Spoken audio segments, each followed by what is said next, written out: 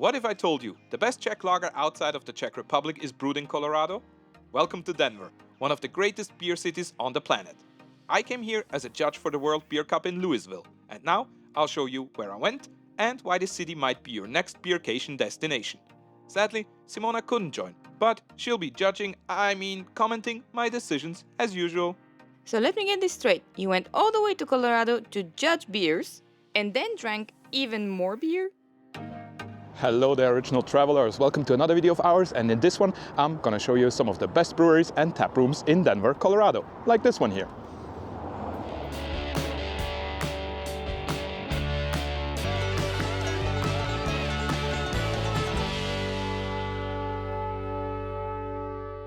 Jet-lagged, sleep-deprived and full of excitement, I landed in Denver and headed straight to River North Brewery's RiNo taproom. Because nothing cures travel fatigue like a barleywine tasting. They had Barleywine month, so naturally I went full beast mode, Soul of Time 2025, a barleywine clocking in at 19.6%. The bartender even suggested I do small pours of their strongest beers so I could survive the night. Challenge accepted. The vibe, friendly locals, dog-friendly patio, and someone even offered me to drive me around. Hopefully they meant when sober. The one with the night looks strong. Oh, this special treat only had 22%. The next afternoon's sunshine led me to Cerebral Brewing, one of my Denver favorites. You'll find it in the Congress Park neighborhood. Their Digital Realm West Coast IPA blew me away. Dry, punchy, and loaded with Mosaic and Nelson hops. Also worth hunting are their hazies and their fruited kettle sours. And if you see Here Be Monsters Imperial Stout, then don't walk, sprint, and bring it home. They have a chill patio, great vibes, and dogs are allowed. Basically, this is where I want to retire. And if you were drinking in the digital realm, you wouldn't be having a hangover the next day. What about a digital hangover? Next up, Congress Park Taproom. I went looking for Lyric Brewing, a small but mighty brewery without a taproom, and I found one of their beers on tap here, Win. This place has a rotating list of 30 plus beers and a classic neighborhood feel, and even offers personalized beer mugs for regulars. So naturally, now I want one. It's got the sports bar comfort, but with a way better beer list. I only had one pint, but I made a mental note to come back next trip and start working my way toward mug eligibility. Another beer mug? Our dishwasher is already a game of craft beer Jenga. If you're a lager lover, this is your temple. Bierstadt Lagerhaus is Denver's no-nonsense lager-only brewery. And yes, it lives up to the hype. This place is famous for their slow pour pills, which takes its sweet glorious time to serve. Exactly 7 minutes. And trust me, it's worth the wait. It's crisp, clean, insanely clear, and packed with that perfect German bitterness. This is lager brewed the hard way. Decoction mash, natural carbonation, and all the time in the world. The tap room is like an adult playground. Oversized games, live music, even wrestling nights. My inner beer geek felt very seen. Have you ever tried the slow pour pills? Did you enjoy it? Tell us in the comments. And if you want to continue the conversation, don't forget to book Zurich Beer Tour. Link in the description box below. Wow, that's a big one.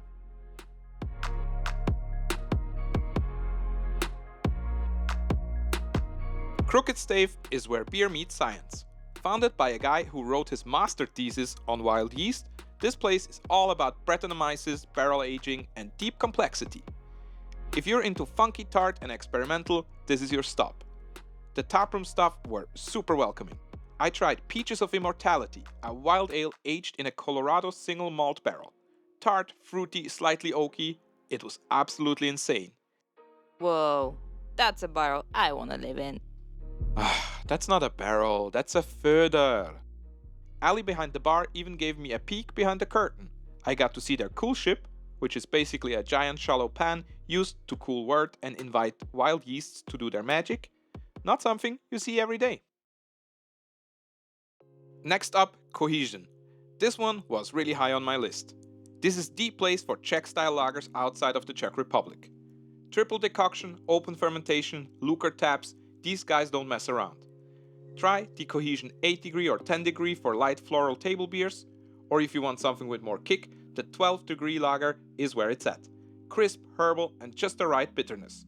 I even had a collab with Microphone Brewing, which was not so traditional, using Nelson Sauvin hops from New Zealand, and it was liquid perfection. The taproom feels like a neighborhood pub in Prague. Cozy, inviting, and all about good beer and good conversation. And about foam. If you love Czech beer culture, this is your holy grail. So did you have any cohesive thoughts after going there? Yeah, that people should subscribe to our Taste and Travel newsletter. Link is in the description. And yes, the beer needs that much foam.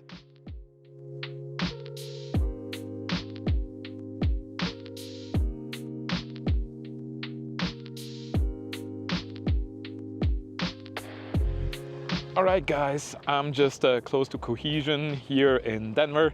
Wanted to tell you a little bit about the beer scene here in Denver, Colorado. So like in many places in North America, there's a lot of craft beer here that you can enjoy. I have to say, it was really overwhelming. There were so many places to go to, so I didn't really know at some point which places to visit. I can tell you that most places here, even like normal restaurants and bars, will have good craft beer. So if you don't want to visit taprooms exactly, that's not a problem. Most restaurants will have some good ones. My standouts here in Denver are definitely Cerebral for like really good hazy IPAs, Crooked Stave for sour beers, and then Cohesion, which is right behind me, for Czech lagers that are the same quality or even better, sorry Czech people, same quality than Czech lagers would be in the Czech Republic. The taproom is really chill, it's not super full, really chill vibe. I would definitely recommend to go there. And yeah, if you want to see more cool breweries and more good food, then you have to subscribe to our channel. Cheers everyone! Beer and heavy metal? Usually not my thing, the heavy metal part. But TRVE Brewing in Denver has been cranking out unholy riffs and excellent beers since 2012. It's dark, loud, and full of life. Think Black Sabbath meets Saison. I went for a Pilsner, because I'm classy like that. And it was shockingly crisp, almost elegant, like a black-clad knight in shining armor. Their farmhouse ales, low ABV but huge in flavor. And don't even get me started on the hot chicken. 10 levels of spice, and as someone who bathes in Carolina Reapers, level 9 still made me sweat existential questions. Now I know level 10 is basically lava. And also, you finally listen to the right music?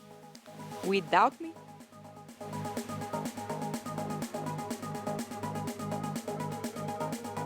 This one was just steps away from my hotel, which was dangerous.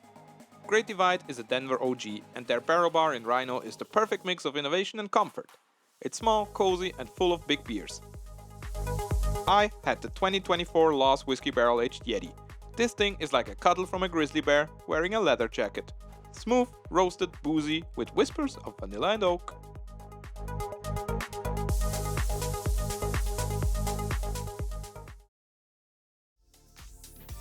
Our Mutual Friend is a cozy little jam that punches way above its size. They're all about local malts, wild yeast, and sour magic. I even met some beer professionals and got talking about yeast strains over a Pilsner. I may have also emptied their fridge into my bag. No regrets, short visit, big vibes. And is our mutual friend beer? The weight of my suitcase would suggest so.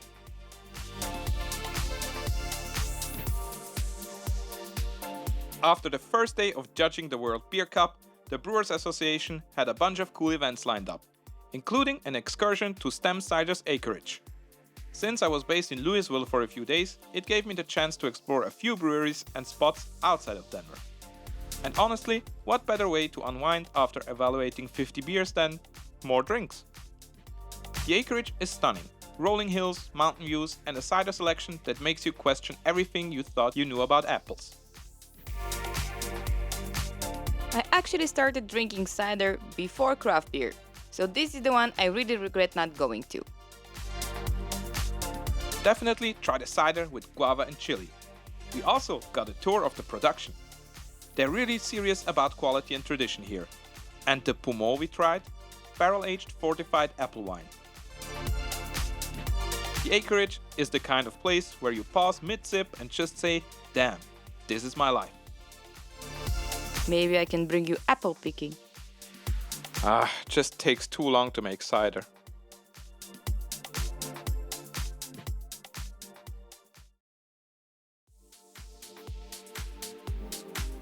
Wild Provisions is like a beautiful paradox. Crisp Czech-style lagers and funky, complex wild ales. All brewed with precision and love. This place, that belongs to Four Noses Brewery, respects time as an ingredient. They even explain the Lukr taps on their coasters and explain how to use and pronounce them. If this is not enough Lukr love, they also have Lukr merch and obviously a 12-degree lager from the Lukr tap, which was stupidly drinkable. And their Metis and Bound sour with apricots, that beer belongs in an art museum. Bonus points here go to the deep dish pizza truck out front. I repeat, deep dish pizza. Or maybe a lasagna. This whole place made me want to be a better drinker. And yes, I left with tons of merch and beer, as expected. Talking about more beer, if you want to see more beers around the world, don't forget to subscribe to our channel. You will definitely need wild provisions if you never know when you're going to get stuck in one of Colorado's snowstorms.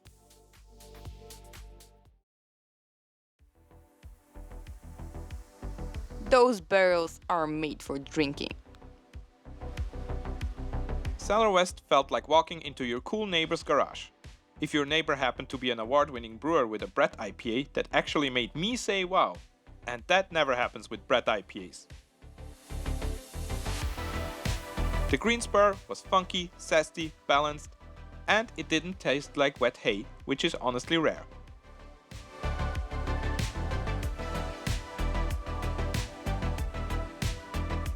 And I hope for you that the food truck of Cosmic Coyote is in front of the brewery when you visit.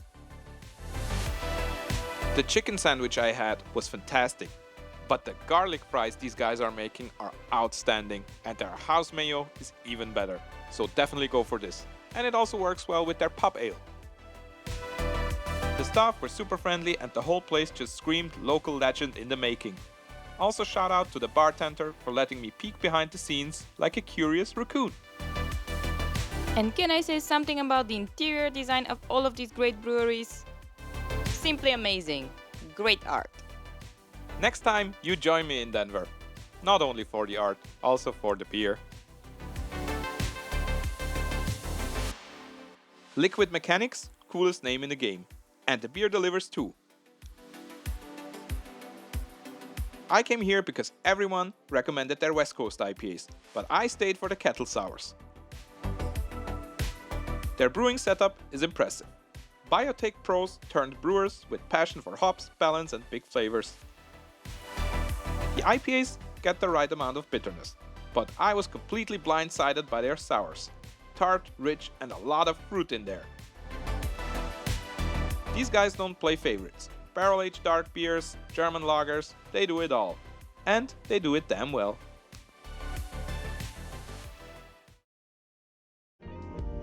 Alright guys, this was all the beer here in Denver, Colorado. I hope you enjoyed this video. Don't forget to like and subscribe and check out our Taste and Travel newsletter in the description box below. Cheers everyone! Our bonus tip for Denver is for the extra thirsty. You think I missed a few breweries? You're probably right. Denver Microbrew Tours offers an awesome RiNo beer and graffiti tour, combining great beer with amazing street art and neighborhood history.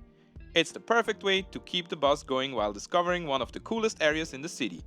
You'll see more of this tour, RiNo, and the food in Denver in our next video, so stay tuned!